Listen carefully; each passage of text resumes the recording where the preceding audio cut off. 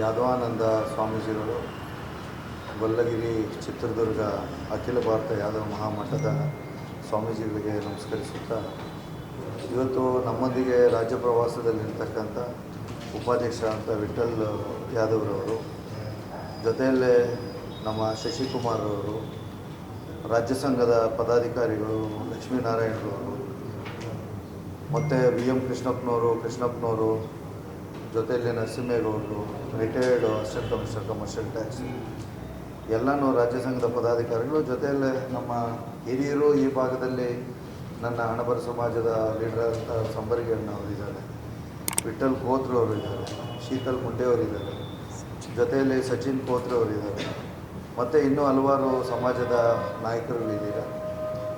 ಈಗಾಗಲೇ ಇದು ಈ ಚಿಕ್ಕೋಡಿ ಭಾಗದಲ್ಲಿ ನಾವು 3ನೇ ಬಾರಿ ಬಂದು ಭೇಟಿ ಆಗ್ತಿರೋದು. ಈ ಹಿಂದೇನೂ ತಾವೆಲ್ಲರೂ ಪತ್ರಕರ್ತರು ನಾವೆಲ್ಲ ಸೇರಿ ಒಂದು ಸಭೆ ಮಾಡಿದ್ವಿ.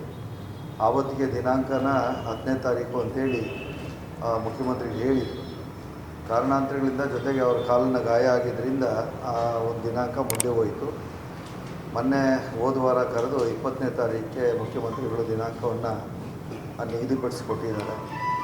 ಹಾಗಾಗಿ ಅದರ ಜೊತೆಯಲ್ಲೇ ನಮ್ಮ ಸತೀಶ್ ಜಾರಕಿಹೊಳಿ ಸಾಹೇಬರು ಸಹ ಮುಖ್ಯಮಂತ್ರಿಗಳ ದಿನಾಂಕ ನಿಗದಿ ಆದಮೇಲೆ ನಾವು ಮಾಡೋಣ ಅಂಥೇಳಿ ನಾವು 2-3 ಬಾರಿ ಸತತವಾಗಿ ಭೇಟಿ ಮಾಡ್ತಾನೆ ಇದ್ವಿ, ಸತತವಾಗಿ ಅವ್ರ ಸಂಪರ್ಕದಲ್ಲಿ ಇದ್ವಿ.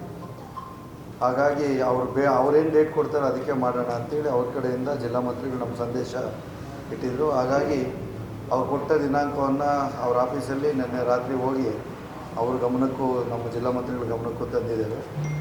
ಹಾಗಾಗಿ ಎಲ್ಲ ಕೂಡಿ ಈ ಒಂದು ಸಮಾಜನ ಹಿಂದೆ ಕೃಷ್ಣಪ್ಪನವರು ಇದ್ದಂಥ ಸಂದರ್ಭದಲ್ಲಿ ಒಮ್ಮೆ ಈ ಸಮಾಜವನ್ನು ಕೂಡಿಸುವಂಥ ಕೆಲಸ ಮಾಡಲಾಗಿತ್ತು.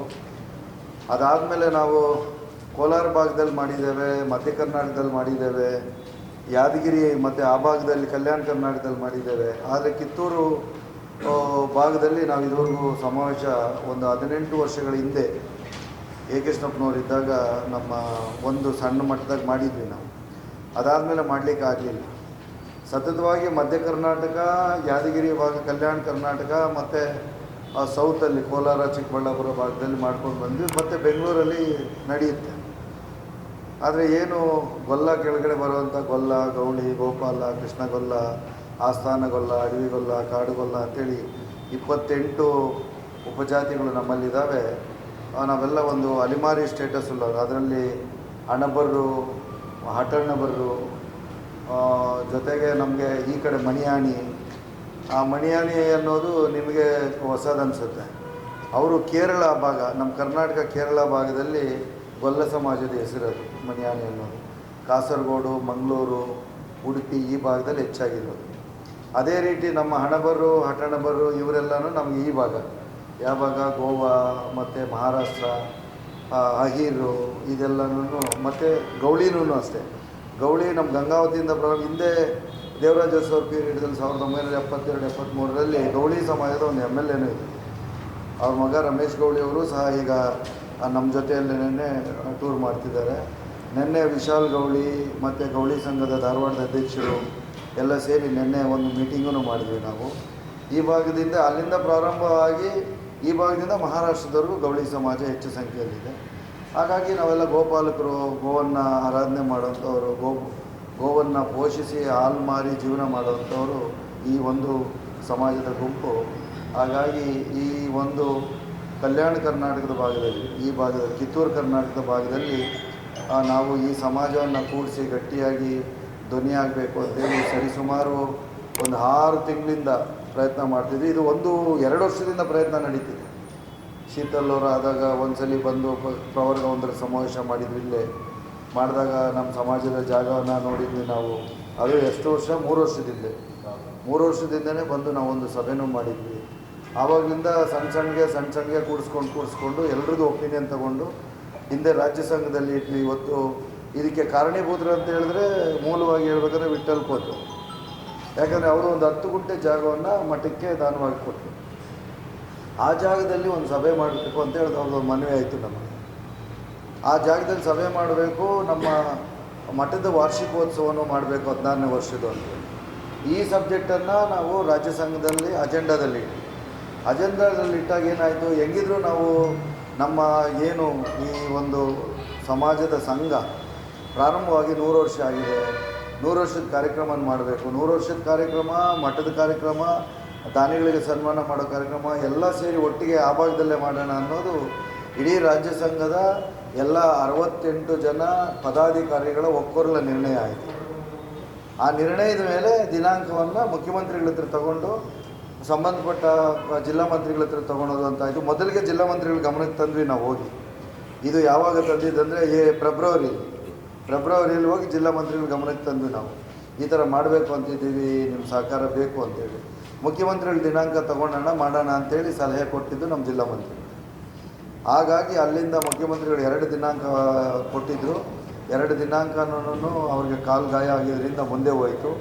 ಈಗ 20ನೇ ತಾರೀಕು ಕೊಟ್ಟಿದ್ದಾರೆ. ಇದಕ್ಕೆ ಬರೀ ಕರ್ನಾಟಕ ರಾಜ್ಯ ಯಾದವ ಸಂಘ ಅಥವಾ ಗೊಲ್ಲ ಸಂಘ, ಹಣಬರ ಸಂಘ ಆಗಲ್ಲ. ಆಲ್ ಇಂಡಿಯಾ ಯಾದವ ಮಹಾಸಭಾದೂ 100 ವರ್ಷದ ಕಾರ್ಯಕ್ರಮ ಇದೆ. ಅವ್ರದ್ದು ನಮ್ದು ಎರಡೂ 1924ರಲ್ಲೇ ರಿಜಿಸ್ಟರ್ ಆಗಿದ್ದು ಸಂಘ ರಿಜಿಸ್ಟರ್ ಆಗಿದ್ದು. ಹಾಗಾಗಿ ಇಬ್ಬರದು 100 ವರ್ಷದ ಕಾರ್ಯಕ್ರಮ ಆಗುತ್ತೆ. ಇದನ್ನು ಈ ಭಾಗದಲ್ಲಿ ಬೆಳಗಾಂ ಭಾಗದಲ್ಲಿ ಪಕ್ಷಾತೀತವಾಗಿ ಇರತಕ್ಕಂಥ ಎಲ್ಲ MLAಗಳನ್ನು MP ಗಳನ್ನು ಕರೀತೇವೆ. ರಾಜ್ಯದ ಮುಖ್ಯಮಂತ್ರಿಗಳು ಬರ್ತಾರೆ, ಸಂಬಂಧಪಟ್ಟ ಸಚಿವರನ್ನ ಕರೀತೇವೆ, ಸಮಾಜ ಕಲ್ಯಾಣ ಸಚಿವರು, ಸೋಷಿಯಲ್ ವೆಲ್ಫೇರು ಮಿನಿಸ್ಟ್ರನ್ನ ಎಲ್ಲರೂ ಕರಿಬೇಕಾಗಿ ಬರುತ್ತೆ. ಯಾಕಂದರೆ ನಮ್ಮ ಸಮಾಜದ ಸಾಕಷ್ಟು ವಿಚಾರಗಳು ಅವ್ರ ಮುಂದೆ ಇಡುವಂಥದ್ದಿದ್ದಾವೆ. ಅದಕ್ಕೆ ಮುಖ್ಯಮಂತ್ರಿಗಳು ಬೇಕೇ ಬೇಕು. ಲಾಸ್ಟ್ ಟೈಮ್ ಮುಖ್ಯಮಂತ್ರಿಗಳು ನನ್ನ ಕಾಲು ಗಾಯ ಆಗಿದೆ, ನೀವು ಮಾಡ್ಕೊಳ್ಳಿ ಅಂತೇಳಿ ಹೇಳಿದ್ರು. ನಾವಿಲ್ಲ, ಆಗೋದಿಲ್ಲ ಅಂತೇಳಿ ನೇರಕ್ಕೆ ಹೇಳಿದ್ರು. ಆಗೋದಿಲ್ಲ, ನಿಮ್ಮ ನೇತೃತ್ವದಲ್ಲೇ ಮಾಡಬೇಕು ಅಂತೇಳಿ ನಾವು ನಿರ್ಣಯ ಮಾಡಿದ್ದೇವೆ, ನೀವು ಬರಲೇಬೇಕು ಅಂತೇಳಿ. ಹಾಗಾಗಿ ಈಗ ಮುಖ್ಯಮಂತ್ರಿಗಳು 20ನೇ ತಾರೀಕು ಮಧ್ಯಾಹ್ನ ಬರಲಿಕ್ಕೆ ಒಪ್ಪಿದ್ದಾರೆ. ಆ ನಿಟ್ಟಿನಲ್ಲಿ ಪೂರ್ವ ತಯಾರಿಯಾಗಿ ಒಂದು 5 ದಿವಸಗಳಿಂದ ಸ್ವಾಮೀಜಿಗಳು ಮತ್ತು ಸಮಾಜದ ಎಲ್ಲ ಹಿರಿಯರು, ಅಧ್ಯಕ್ಷರುಗಳು, ಪಂಚಾಯಿತಿ ಮೆಂಬರ್ಗಳು ಎಲ್ಲ ಕಡೆ ಹೋಗಿ ಈ ವಿಚಾರವಾಗಿ ಪ್ರಚಾರ ಮಾಡ್ತಿದ್ದಾರೆ. ಹಿಂದೇನೂ ಸಹ ತಾವು 10ನೇ ತಾರೀಕು ಅಂತೇಳಿ ನನಗೊಂದು ಪ್ರಚಾರ ಕೊಟ್ಟಿದ್ರಿ, ಎಲ್ಲ ಪೇಪರ್ಗಳಲ್ಲಿ ಬಂದುಬಿಟ್ಟಿತ್ತು. 10ನೇ ತಾರೀಕು ಯಾದವ ಗೊಲ್ಲ ಹಣಬರ ಸಮಾಜದ ಸಮಾವೇಶ ಅಂತ ಹೇಳಿಬಿಟ್ಟು. ಹಾಗಾಗಿ ಇದೇನು ಹೊಸದಾಗಿ ಮಾಡಿದಲ್ಲ, ನಿಮಗೆಲ್ಲ ಗೊತ್ತೇ ಇದೆ ಮಾಧ್ಯಮ ಮಿತ್ರರಿಗೆ. ಹಾಗಾಗಿ ಈ ಯಾದವಾನಂದ ಸ್ವಾಮೀಜಿಗಳು ಗೊಲ್ಲಗಿರಿ ಚಿತ್ರದುರ್ಗ ಅಖಿಲ ಭಾರತ ಯಾದವ ಮಹಾಮಠದ ಸ್ವಾಮೀಜಿಗಳಿಗೆ ನಮಸ್ಕರಿಸುತ್ತಾ, ಇವತ್ತು ನಮ್ಮೊಂದಿಗೆ ರಾಜ್ಯ ಪ್ರವಾಸದಲ್ಲಿರ್ತಕ್ಕಂಥ ಉಪಾಧ್ಯಕ್ಷ ಅಂತ ವಿಠಲ್ ಯಾದವ್ರವರು, ಜೊತೆಯಲ್ಲೇ ನಮ್ಮ ಶಶಿಕುಮಾರ್ ಅವರು, ರಾಜ್ಯ ಸಂಘದ ಪದಾಧಿಕಾರಿಗಳು ಲಕ್ಷ್ಮೀನಾರಾಯಣರವರು, ಮತ್ತು VM ಕೃಷ್ಣಪ್ಪನವರು, ಜೊತೆಯಲ್ಲಿ ನರಸಿಂಹೇಗೌಡರು, retired assistant commissioner commercial tax, ಎಲ್ಲನೂ ರಾಜ್ಯ ಸಂಘದ ಪದಾಧಿಕಾರಿಗಳು, ಜೊತೆಯಲ್ಲೇ ನಮ್ಮ ಹಿರಿಯರು ಈ ಭಾಗದಲ್ಲಿ ನನ್ನ ಹಣಬರ ಸಮಾಜದ ಲೀಡರ್ ಅಂತ ಸಂಬರಿಗೆ ಅಣ್ಣವರಿದ್ದಾರೆ, ವಿಠಲ್ ಕೋತ್ರವರು ಇದ್ದಾರೆ, ಶೀತಲ್ ಮುಂಡೆಯವರಿದ್ದಾರೆ, ಜೊತೆಯಲ್ಲಿ ಸಚಿನ್ ಕೋತ್ರವರಿದ್ದಾರೆ, ಮತ್ತು ಇನ್ನೂ ಹಲವಾರು ಸಮಾಜದ ನಾಯಕರುಗಳಿದ್ದೀರ. ಈಗಾಗಲೇ ಇದು ಈ ಚಿಕ್ಕೋಡಿ ಭಾಗದಲ್ಲಿ ನಾವು 3ನೇ ಬಾರಿ ಬಂದು ಭೇಟಿ ಆಗ್ತಿರೋದು. ಈ ಹಿಂದೇನೂ ತಾವೆಲ್ಲರೂ ಪತ್ರಕರ್ತರು ನಾವೆಲ್ಲ ಸೇರಿ ಒಂದು ಸಭೆ ಮಾಡಿದ್ವಿ. ಆವತ್ತಿಗೆ ದಿನಾಂಕನ 10ನೇ ತಾರೀಕು ಅಂತೇಳಿ ಮುಖ್ಯಮಂತ್ರಿಗೆ ಹೇಳಿದರು. ಕಾರಣಾಂತರಗಳಿಂದ, ಜೊತೆಗೆ ಅವ್ರ ಕಾಲಿನ ಗಾಯ ಆಗಿದ್ದರಿಂದ ಆ ಒಂದು ದಿನಾಂಕ ಮುಂದೆ ಹೋಯಿತು. ಮೊನ್ನೆ ಹೋದ ವಾರ ಕರೆದು 20ನೇ ತಾರೀಕಿಗೆ ಮುಖ್ಯಮಂತ್ರಿಗಳು ದಿನಾಂಕವನ್ನು ನಿಗದಿಪಡಿಸಿಕೊಟ್ಟಿದ್ದಾರೆ. ಹಾಗಾಗಿ ಅದರ ಜೊತೆಯಲ್ಲೇ ನಮ್ಮ ಸತೀಶ್ ಜಾರಕಿಹೊಳಿ ಸಾಹೇಬರು ಸಹ ಮುಖ್ಯಮಂತ್ರಿಗಳ ದಿನಾಂಕ ನಿಗದಿ ಆದಮೇಲೆ ನಾವು ಮಾಡೋಣ ಅಂಥೇಳಿ ನಾವು 2-3 ಬಾರಿ ಸತತವಾಗಿ ಭೇಟಿ ಮಾಡ್ತಾನೆ ಇದ್ವಿ, ಸತತವಾಗಿ ಅವ್ರ ಸಂಪರ್ಕದಲ್ಲಿ ಇದ್ವಿ. ಹಾಗಾಗಿ ಅವ್ರೇನು ಡೇಟ್ ಕೊಡ್ತಾರೆ ಅದಕ್ಕೆ ಮಾಡೋಣ ಅಂಥೇಳಿ ಅವ್ರ ಕಡೆಯಿಂದ ಜಿಲ್ಲಾ ಮಂತ್ರಿಗಳು ನಮ್ಮ ಸಂದೇಶ ಇಟ್ಟಿದ್ದರು. ಹಾಗಾಗಿ ಅವ್ರು ಕೊಟ್ಟ ದಿನಾಂಕವನ್ನು ಅವ್ರ ಆಫೀಸಲ್ಲಿ ನಿನ್ನೆ ರಾತ್ರಿ ಹೋಗಿ ಅವ್ರ ಗಮನಕ್ಕೂ ನಮ್ಮ ಜಿಲ್ಲಾ ಮಂತ್ರಿಗಳ ಗಮನಕ್ಕೂ ತಂದಿದ್ದೇವೆ. ಹಾಗಾಗಿ ಎಲ್ಲ ಕೂಡಿ ಈ ಒಂದು ಸಮಾಜನ ಹಿಂದೆ ಕೃಷ್ಣಪ್ಪನವರಿದ್ದಂಥ ಸಂದರ್ಭದಲ್ಲಿ ಒಮ್ಮೆ ಈ ಸಮಾಜವನ್ನು ಕೂಡಿಸುವಂಥ ಕೆಲಸ ಮಾಡಲಾಗಿತ್ತು. ಅದಾದಮೇಲೆ ನಾವು ಕೋಲಾರ ಭಾಗದಲ್ಲಿ ಮಾಡಿದ್ದೇವೆ, ಮಧ್ಯ ಕರ್ನಾಟಕದಲ್ಲಿ ಮಾಡಿದ್ದೇವೆ, ಯಾದಗಿರಿ ಮತ್ತು ಆ ಭಾಗದಲ್ಲಿ ಕಲ್ಯಾಣ ಕರ್ನಾಟಕದಲ್ಲಿ ಮಾಡಿದ್ದೇವೆ. ಆದರೆ ಕಿತ್ತೂರು ಭಾಗದಲ್ಲಿ ನಾವು ಇದುವರೆಗೂ ಸಮಾವೇಶ ಒಂದು 18 ವರ್ಷಗಳ ಹಿಂದೆ ಕೃಷ್ಣಪ್ಪನವರಿದ್ದಾಗ ನಮ್ಮ ಒಂದು ಸಣ್ಣ ಮಟ್ಟದಾಗ ಮಾಡಿದ್ವಿ ನಾವು. ಅದಾದಮೇಲೆ ಮಾಡಲಿಕ್ಕೆ ಆಗಲಿಲ್ಲ. ಸತತವಾಗಿ ಮಧ್ಯ ಕರ್ನಾಟಕ, ಯಾದಗಿರಿ ಭಾಗ, ಕಲ್ಯಾಣ ಕರ್ನಾಟಕ ಮತ್ತು ಸೌತಲ್ಲಿ ಕೋಲಾರ, ಚಿಕ್ಕಬಳ್ಳಾಪುರ ಭಾಗದಲ್ಲಿ ಮಾಡ್ಕೊಂಡು ಬಂದ್ವಿ. ಮತ್ತು ಬೆಂಗಳೂರಲ್ಲಿ ನಡೆಯುತ್ತೆ. ಆದರೆ ಏನು ಗೊಲ್ಲ ಕೆಳಗಡೆ ಬರುವಂಥ ಗೊಲ್ಲ, ಗೌಳಿ, ಗೋಪಾಲ, ಕೃಷ್ಣಗೊಲ್ಲ, ಆಸ್ಥಾನಗೊಲ್ಲ, ಅಡವಿಗೊಲ್ಲ, ಕಾಡುಗೊಲ್ಲ ಅಂತೇಳಿ 28 ಉಪಜಾತಿಗಳು ನಮ್ಮಲ್ಲಿದ್ದಾವೆ. ನಾವೆಲ್ಲ ಒಂದು ಅಲಿಮಾರಿ ಸ್ಟೇಟಸ್ ಉಳ್ಳವರು. ಅದರಲ್ಲಿ ಅಣಬರ್ರು, ಹಟಣ್ಣಬರ್ರು, ಜೊತೆಗೆ ನಮಗೆ ಈ ಕಡೆ ಮಣಿಯಾಣಿ. ಆ ಮಣಿಯಾಣಿ ಅನ್ನೋದು ನಿಮಗೆ ಹೊಸದನ್ನಿಸುತ್ತೆ. ಅವರು ಕೇರಳ ಭಾಗ, ನಮ್ಮ ಕರ್ನಾಟಕ ಕೇರಳ ಭಾಗದಲ್ಲಿ ಗೊಲ್ಲ ಸಮಾಜದ ಹೆಸರದು ಮಣಿಯಾಣಿ ಅನ್ನೋದು. ಕಾಸರಗೋಡು, ಮಂಗಳೂರು, ಉಡುಪಿ ಈ ಭಾಗದಲ್ಲಿ ಹೆಚ್ಚಾಗಿರೋದು.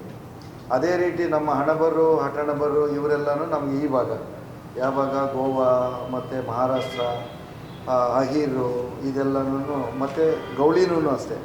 ಗೌಳಿ ನಮ್ಮ ಗಂಗಾವತಿಯಿಂದ ಹಿಂದೆ ದೇವರಾಜ ಅರಸು ಪೀರಿಯಡ್ದಲ್ಲಿ 1972-73ರಲ್ಲಿ ಗೌಳಿ ಸಮಾಜದ ಒಂದು MLA ಇದೆ. ಅವ್ರ ಮಗ ರಮೇಶ್ ಗೌಳಿ ಅವರು ಸಹ ಈಗ ನಮ್ಮ ಜೊತೆಯಲ್ಲಿ ನಿನ್ನೆ ಟೂರ್ ಮಾಡ್ತಿದ್ದಾರೆ. ನಿನ್ನೆ ವಿಶಾಲ್ ಗೌಳಿ ಮತ್ತು ಗೌಳಿ ಸಂಘದ ಧಾರವಾಡದ ಅಧ್ಯಕ್ಷರು ಎಲ್ಲ ಸೇರಿ ನಿನ್ನೆ ಒಂದು ಮೀಟಿಂಗನ್ನು ಮಾಡಿದ್ವಿ ನಾವು. ಈ ಭಾಗದಿಂದ ಅಲ್ಲಿಂದ ಪ್ರಾರಂಭವಾಗಿ ಈ ಭಾಗದಿಂದ ಮಹಾರಾಷ್ಟ್ರದವರೆಗೂ ಗೌಳಿ ಸಮಾಜ ಹೆಚ್ಚು ಸಂಖ್ಯೆಯಲ್ಲಿದೆ. ಹಾಗಾಗಿ ನಾವೆಲ್ಲ ಗೋಪಾಲಕರು, ಗೋವನ್ನು ಆರಾಧನೆ ಮಾಡುವಂಥವರು, ಗೋವನ್ನು ಪೋಷಿಸಿ ಹಾಲು ಮಾರಿ ಜೀವನ ಮಾಡುವಂಥವರು ಈ ಒಂದು ಸಮಾಜದ ಗುಂಪು. ಹಾಗಾಗಿ ಈ ಒಂದು ಕಲ್ಯಾಣ ಕರ್ನಾಟಕದ ಭಾಗದಲ್ಲಿ, ಈ ಭಾಗದಲ್ಲಿ ಕಿತ್ತೂರು ಕರ್ನಾಟಕದ ಭಾಗದಲ್ಲಿ ನಾವು ಈ ಸಮಾಜವನ್ನು ಕೂಡಿಸಿ ಗಟ್ಟಿಯಾಗಿ ಧ್ವನಿಯಾಗಬೇಕು ಅಂತೇಳಿ ಸರಿಸುಮಾರು ಒಂದು 6 ತಿಂಗಳಿಂದ ಪ್ರಯತ್ನ ಮಾಡ್ತಿದ್ವಿ. ಇದು 1-2 ವರ್ಷದಿಂದ ಪ್ರಯತ್ನ ನಡೀತಿದೆ. ಶೀತಲ್ ಆದಾಗ ಒಂದ್ಸಲಿ ಬಂದು ಪ್ರವರ್ಗ 1ರ ಸಮಾವೇಶ ಮಾಡಿದ್ವಿ. ಇಲ್ಲೇ ಮಾಡಿದಾಗ ನಮ್ಮ ಸಮಾಜದ ಜಾಗವನ್ನು ನೋಡಿದ್ವಿ ನಾವು. ಅದು ಎಷ್ಟು ವರ್ಷ, 3 ವರ್ಷದಿಂದನೇ ಬಂದು ನಾವೊಂದು ಸಭೆನೂ ಮಾಡಿದ್ವಿ.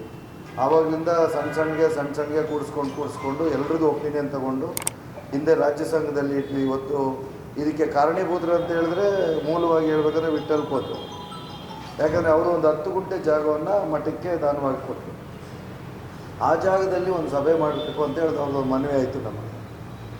ಆ ಜಾಗದಲ್ಲಿ ಸಭೆ ಮಾಡಬೇಕು, ನಮ್ಮ ಮಠದ ವಾರ್ಷಿಕೋತ್ಸವವನ್ನು ಮಾಡಬೇಕು 16ನೇ ವರ್ಷದ್ದು ಅಂತ. ಈ ಸಬ್ಜೆಕ್ಟನ್ನು ನಾವು ರಾಜ್ಯ ಸಂಘದಲ್ಲಿ ಅಜೆಂಡಾದಲ್ಲಿಟ್ಟಾಗ ಏನಾಯಿತು, ಹೆಂಗಿದ್ರು ನಾವು ನಮ್ಮ ಏನು ಈ ಒಂದು ಸಮಾಜದ ಸಂಘ ಪ್ರಾರಂಭವಾಗಿ 100 ವರ್ಷ ಆಗಿದೆ. 100 ವರ್ಷದ ಕಾರ್ಯಕ್ರಮ ಮಾಡಬೇಕು. 100 ವರ್ಷದ ಕಾರ್ಯಕ್ರಮ, ಮಠದ ಕಾರ್ಯಕ್ರಮ, ದಾನಿಗಳಿಗೆ ಸನ್ಮಾನ ಮಾಡೋ ಕಾರ್ಯಕ್ರಮ ಎಲ್ಲ ಸೇರಿ ಒಟ್ಟಿಗೆ ಆ ಭಾಗದಲ್ಲೇ ಮಾಡೋಣ ಅನ್ನೋದು ಇಡೀ ರಾಜ್ಯ ಸಂಘದ ಎಲ್ಲ 68 ಜನ ಪದಾಧಿಕಾರಿಗಳ ಒಕ್ಕೊರಲ ನಿರ್ಣಯ ಆಯಿತು. ಆ ನಿರ್ಣಯದ ಮೇಲೆ ದಿನಾಂಕವನ್ನು ಮುಖ್ಯಮಂತ್ರಿಗಳ ಹತ್ರ ತಗೊಂಡು ಸಂಬಂಧಪಟ್ಟ ಜಿಲ್ಲಾ ಮಂತ್ರಿಗಳ ಹತ್ರ ತೊಗೊಳೋದು ಅಂತಾಯಿತು. ಮೊದಲಿಗೆ ಜಿಲ್ಲಾ ಮಂತ್ರಿಗಳ ಗಮನಕ್ಕೆ ತಂದ್ವಿ ನಾವು ಹೋಗಿ.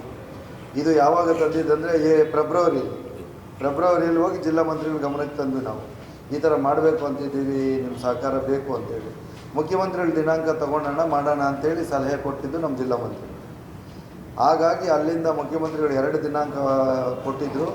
2 ದಿನಾಂಕನೂ ಅವ್ರಿಗೆ ಕಾಲು ಗಾಯ ಆಗಿದ್ದರಿಂದ ಮುಂದೆ ಹೋಯಿತು. ಈಗ 20ನೇ ತಾರೀಕು ಕೊಟ್ಟಿದ್ದಾರೆ. ಇದಕ್ಕೆ ಬರೀ ಕರ್ನಾಟಕ ರಾಜ್ಯ ಯಾದವ ಸಂಘ ಅಥವಾ ಗೊಲ್ಲ ಸಂಘ, ಅಣಬರ ಸಂಘ ಆಗಲ್ಲ. ಆಲ್ ಇಂಡಿಯಾ ಯಾದವ ಮಹಾಸಭಾದೂ 100 ವರ್ಷದ ಕಾರ್ಯಕ್ರಮ ಇದೆ. ಅವ್ರದ್ದು ನಮ್ದು ಎರಡೂ 1924ರಲ್ಲೇ ರಿಜಿಸ್ಟರ್ ಆಗಿದ್ದು, ಸಂಘ ರಿಜಿಸ್ಟರ್ ಆಗಿದ್ದು. ಹಾಗಾಗಿ ಇಬ್ಬರದು 100 ವರ್ಷದ ಕಾರ್ಯಕ್ರಮ ಆಗುತ್ತೆ. ಇದನ್ನು ಈ ಭಾಗದಲ್ಲಿ, ಬೆಳಗಾಂ ಭಾಗದಲ್ಲಿ ಪಕ್ಷಾತೀತವಾಗಿ ಇರತಕ್ಕಂಥ ಎಲ್ಲ MLAಗಳನ್ನು, MP ಗಳನ್ನು ಕರೀತೇವೆ. ರಾಜ್ಯದ ಮುಖ್ಯಮಂತ್ರಿಗಳು ಬರ್ತಾರೆ, ಸಂಬಂಧಪಟ್ಟ ಸಚಿವರನ್ನ ಕರೀತೇವೆ, ಸಮಾಜ ಕಲ್ಯಾಣ ಸಚಿವರು, ಸೋಷಿಯಲ್ ವೆಲ್ಫೇರು ಮಿನಿಸ್ಟ್ರನ್ನ ಎಲ್ಲರೂ ಕರಿಬೇಕಾಗಿ ಬರುತ್ತೆ. ಯಾಕಂದರೆ ನಮ್ಮ ಸಮಾಜದ ಸಾಕಷ್ಟು ವಿಚಾರಗಳು ಅವ್ರ ಮುಂದೆ ಇಡುವಂಥದ್ದಿದ್ದಾವೆ. ಅದಕ್ಕೆ ಮುಖ್ಯಮಂತ್ರಿಗಳು ಬೇಕೇ ಬೇಕು.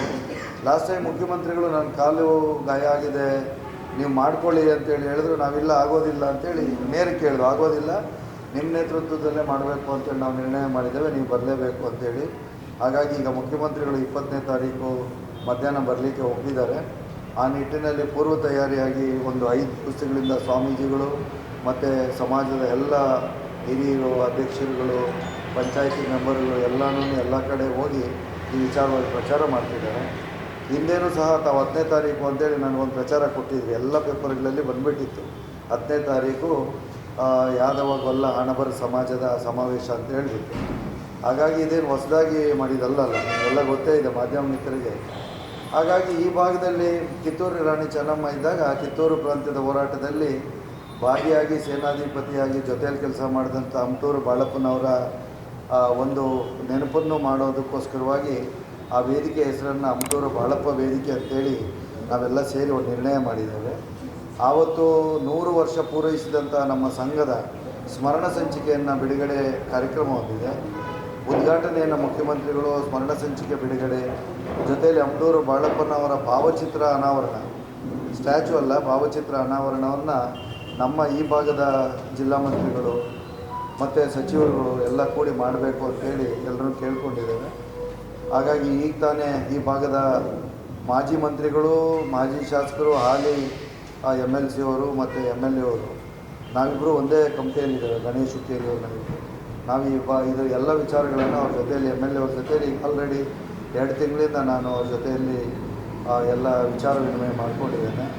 ಈಗ ತಾನೇ ಹೋಗಿ ನಮ್ಮ ಹಿರಿಯರಾದಂಥ ಪ್ರಕಾಶ್ ಹುಕ್ಕೇರಿ ಅವರ ಸಲಹೆ ಸೂಚನೆಗಳನ್ನು ಪಡೆದು ಯಾವ ಥರ ಕಾರ್ಯಕ್ರಮ ಮಾಡಬೇಕು ಏನು ಅನ್ನೋದ್ರ ಬಗ್ಗೆ ಅವರು ಒಂದಷ್ಟು ಅವರ ವಿಚಾರಗಳನ್ನು ನಮಗೆಲ್ಲ ಹೇಳಿದ್ದಾರೆ, ಅದನ್ನು ಸ್ವೀಕರಿಸಿದ್ದೇವೆ. ಹಾಗಾಗಿ ಸಂಪೂರ್ಣವಾಗಿ ಇಲ್ಲಿರತಕ್ಕಂಥ ಎಲ್ಲ ಶಾಸಕರುಗಳು, ಸಂಸದರುಗಳ ಅವರ ಒಂದು ಆಶೀರ್ವಾದ ಈ ಸಮಾಜದ ಮೇಲೆ ಬೇಕು. ಹಾಗಾಗಿ 100 ವರ್ಷದ ಶತಮಾನೋತ್ಸವ ಸಮಾವೇಶ, ಎರಡನೇದು 100 ವರ್ಷಕ್ಕೆ ನಮ್ಮ ಸಮಾಜದ ವತಿಯಿಂದ ಬಿಡುಗಡೆ ಮಾಡ್ತಿರ್ತಕ್ಕಂಥ ಸ್ಮರಣ ಸಂಚಿಕೆ ಮತ್ತು ಅಖಿಲ ಭಾರತ ಯಾದವ ಮಹಾಮಠದ 16ನೇ ವರ್ಷದ ವಾರ್ಷಿಕೋತ್ಸವ, ಜೊತೆಯಲ್ಲಿ ಕರ್ನಾಟಕ ರಾಜ್ಯ ಯಾದವ ನೌಕರರ ಕ್ಷೇಮಾಭಿವೃದ್ಧಿ ಸಂಘದ ಕೈಪಿಡಿ ಬಿಡುಗಡೆ, ಇಷ್ಟು ಕಾರ್ಯಕ್ರಮಗಳನ್ನು ಈ ಭಾಗದಲ್ಲಿ ನಾವು ಹಮ್ಮಿಕೊಂಡಿದ್ದೇವೆ. ಹಾಗಾಗಿ ಖಂಡಿತ ನಿಮ್ಮೆಲ್ಲರ ಆಶೀರ್ವಾದ ಬೇಕು. ಮಾಧ್ಯಮದ ಮುಖಾಂತರ ಹೇಳೋದಿಷ್ಟೇ, ಮುಖ್ಯಮಂತ್ರಿಗಳು ನಮಗೆ ಯಾಕೆ ಬೇಕು ಅಂದರೆ ಯಾವುದೇ ಒಂದು ಶೋಷಿತ ಸಮಾಜದ ಬೇಡಿಕೆಗಳನ್ನು ಈಡೇರಬೇಕಂದ್ರೆ ಸರ್ಕಾರ ಬೇಕಾಗುತ್ತೆ. ಹಾಗಾಗಿ ಇವತ್ತು ಒಂದು ಅಭಿವೃದ್ಧಿ ನಿಗಮ ಮಾಡಬೇಕು ಅಂತೇಳಿ ಒತ್ತಾಯ ಇದೆ. ಹಿಂದೆ ನಮಗೆ ಗೊಲ್ಲ ಕೆಳಗಡೆ ಬರ್ತಕ್ಕಂಥ ಎಲ್ಲ ಅಲೆಮಾರಿ ಸಮಾಜಗಳಿಗೆ ಆನ್ ಫಾರ್ ವಿತ್ SC/ST ಇರತಕ್ಕಂಥ ಸಮಾನವಾದ ಸವಲತ್ತನ್ನು ಶೈಕ್ಷಣಿಕ ನಾನು ಓದೋವಾಗ, ವಿಠಲ್ ಓದೋವಾಗ ನಮಗೆಲ್ಲ ಇತ್ತು. 2012ರಲ್ಲಿ ಆ ಒಂದು ಸವಲತ್ತನ್ನು ಹಿಂಪಡೆದಿದ್ದಾರೆ. ಅದನ್ನು ಮರುಸ್ಥಾಪನೆ ಮಾಡಿ ಅಂತೇಳಿ ಕೇಳಬೇಕು. ಈ ಭಾಗದಲ್ಲಿ ಕೃಷ್ಣಪ್ಪನವರು ಇದ್ದಂಥ ಸಂದರ್ಭದಲ್ಲಿ 1 ಎಕರೆ 5 ಗುಂಟೆ ಜಾಗವನ್ನು ಬೆಳಗಾಂ ಭಾಗದಲ್ಲಿ ಕೊಡಿಸಿದ್ರು. ಅದನ್ನು ನಗರಸಭೆ ಮಹಾನಗರ ಪಾಲಿಕೆ ವಾಪಸ್ ತಗೊಂಡಿದೆ. ಅದನ್ನು ಕೊಡಬೇಕು ಅಂತೇಳಿ ಒಂದು ಬೇಡಿಕೆಯನ್ನು ಮುಖ್ಯಮಂತ್ರಿಗಳ ಹತ್ರ ಇಡಬೇಕಾಗಿ ಬರುತ್ತೆ.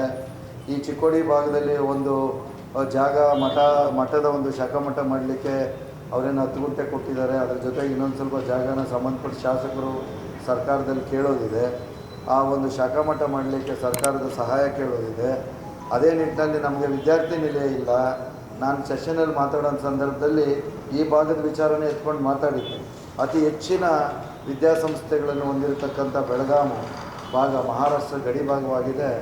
ಇಲ್ಲಿ ಮರಾಠಿ ಮತ್ತು ಕನ್ನಡ ಎರಡೂ ಮಾತಾಡೋರು ಇದ್ದಾರೆ. ಮಕ್ಕಳಿಗೆ ವಿದ್ಯಾಭ್ಯಾಸಕ್ಕೋಸ್ಕರವಾಗಿ ವಿದ್ಯಾರ್ಥಿ ನಿಲಯ ಇಲ್ಲ.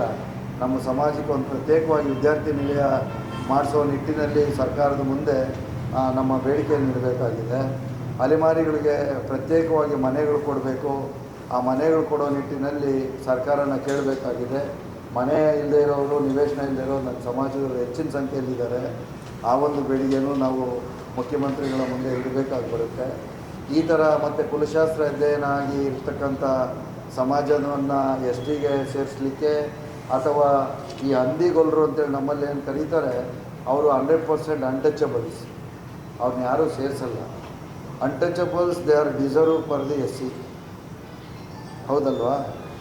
ಯಾರು ಅಸ್ಪೃಶ್ಯತೆಯಲ್ಲಿ ಈಗಲೂ ಪಾಲನೆ ಮಾಡಿಕೊಂಡು ಅವ್ರನ್ನ ಸೇರಿಸಲ್ಲ. ಅವರು SCಗೆ ಭಾಜನರಾಗ್ತಾರೆ. ಸ್ವಲ್ಪ ಸಂಖ್ಯೆಯಲ್ಲಿದ್ದಾರೆ ಬಿಜಾಪುರ, ಬಾಗಲಕೋಟೆ ಭಾಗದಲ್ಲಿ.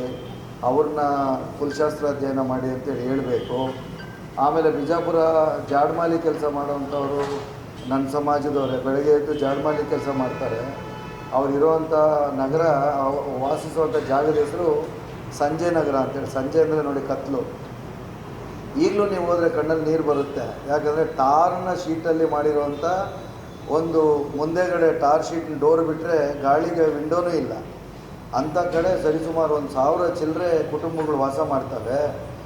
ಅವ್ರಿಗೋಸ್ಕರ ಒಂದು ನೆಲೆ ಕಲ್ಪಿಸ್ಕೊಡಿ ಅಂತೇಳಿ 1986ರಿಂದ ಸರ್ವೆ ನಂಬರ್ 4/12ರಲ್ಲಿ ಫೈಟ್ ನಡೀತಾ ಇದೆ. ಅವ್ರು ಯಾವುದೇ ಸರ್ಕಾರಗಳಿರೋರು ಒಂದು ಜಾಗ ಕೊಡುವಂಥದ್ದಾಗಿಲ್ಲ. ಅದು ಬಿಟ್ಟು ನಾವು ಬೀದರ್ ಭಾಗದಲ್ಲಿ ಹೋದರೆ ಈ ಪ್ಲಾಸ್ಟಿಕ್ಕು ಹಾಯ್ಕೊಂಡು ಚಿದ್ದಿ ಆಯ್ದು ಅದರಲ್ಲಿ ಮನೆ ಕಟ್ಕೊಂಡು ವಾಸ ಮಾಡ್ತಾರೆ.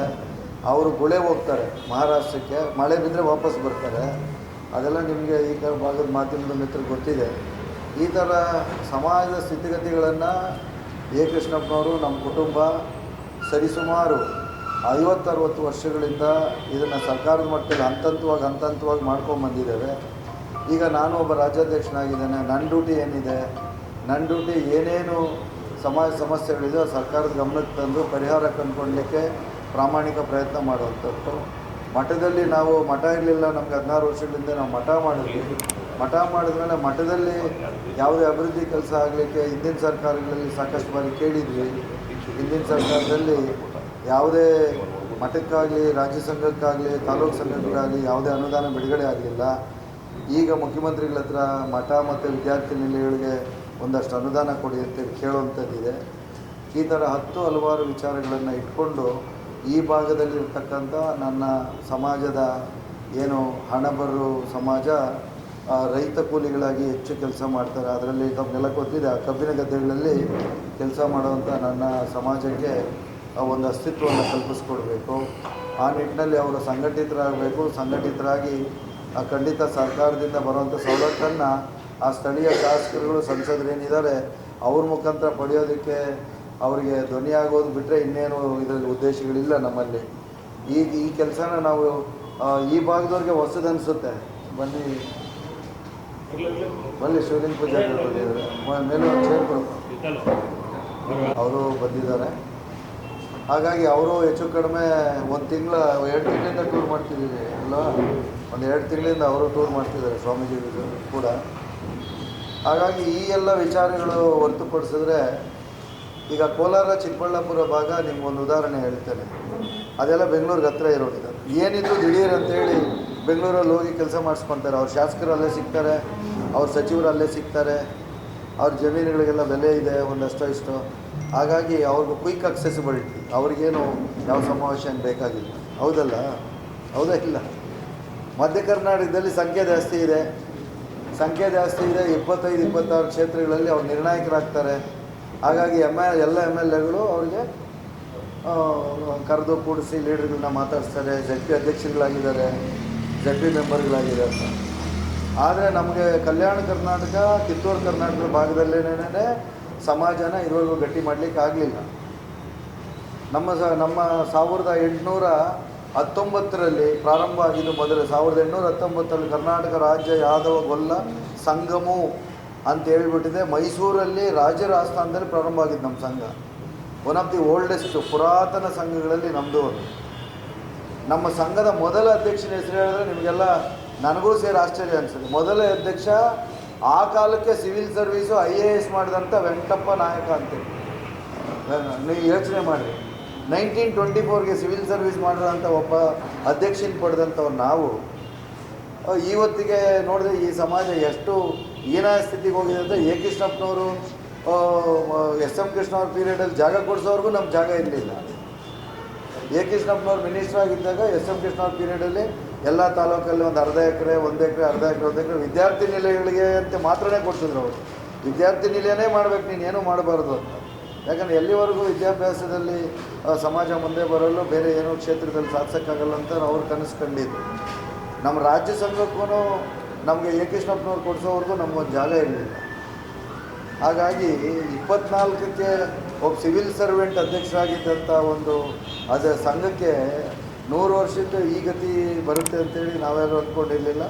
ನಾನೊಬ್ಬ ಚುನಾಯಿತ ಅಧ್ಯಕ್ಷನಾದ ಮೇಲೆ ರಾಜ್ಯ ಪೂರ್ತಿ ಸುತ್ತಿ ಎಲ್ಲ ಕಡೆ ಸಂಘಗಳು ಮಾಡಿ, ಸಂಘಟನೆ ಮಾಡಿ, ಪ್ರವರ್ಗ ಒಂದರ ಸಂಘಗಳು ಮಾಡಿ, ಸಂಘಟನೆ ಮಾಡಿ ಇವತ್ತು ಒಂದಷ್ಟು ಮಟ್ಟಕ್ಕೆ ಈ ಸಮಾಜವನ್ನು ಬೇರೆಯವರಿಗೆ ಕಾಣೋ ಥರ ಮಾಡಿದ್ದೇವೆ.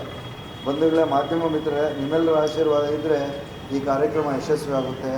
ಮೊನ್ನೆನೂ ನೀವು ಆಶೀರ್ವಾದ ಮಾಡಿದರೆ ಅದರ ದಿನಾಂಕ ಮುಂದೆ ಹೋಯಿತು.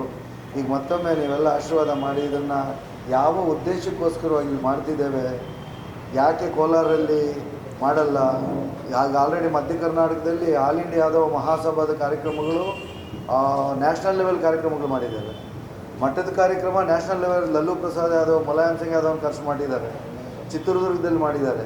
ಕೋಲಾರಲ್ಲಿ ಮಹಾಸಭದ ಕಾರ್ಯಕ್ರಮಗಳು ನಮ್ಮ ಬೆಂಗಳೂರಲ್ಲಿ ನಡೀತಾನೆ ಇರ್ತವೆ.